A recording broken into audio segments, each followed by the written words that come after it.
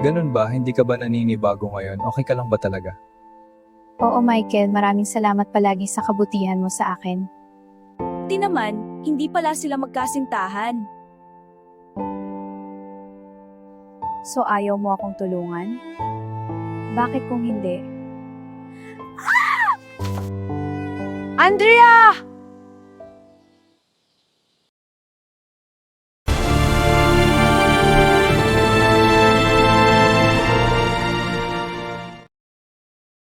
Ano ba ang nangyari sa inyong dalawa, lalo ka na Andrea?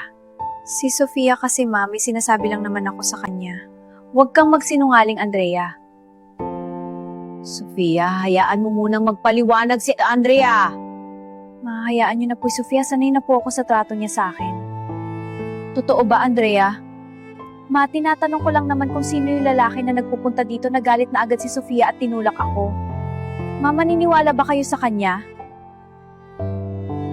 Sofia, ano ang nangyayari sa'yo? Nabanggit na rin sa akin ng mga kuya mo na iba ang trato mo kay Andrea. Kahit ano naman po ang sabihin ko, di naman po kayo maniniwala. So, ibig sabihin nagsisinungaling palagi si Andrea? Kilala niyo po ako since noong bata pa.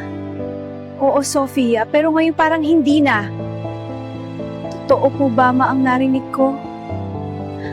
Sofia, bumalik ka dito!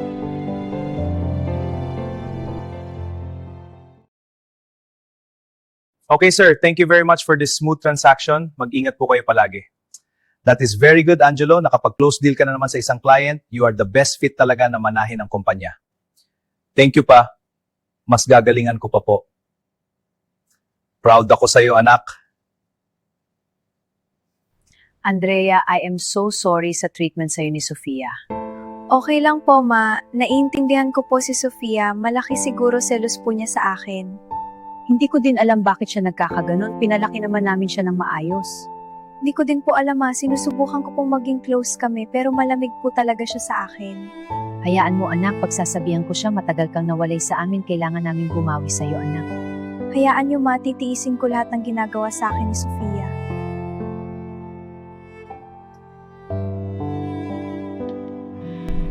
Ano na naman ba ang nangyari?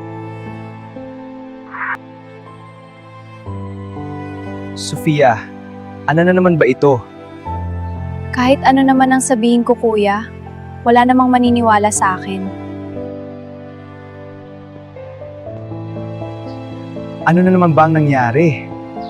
Kuya, puntahan mo na lang si Andrea sa kwarto.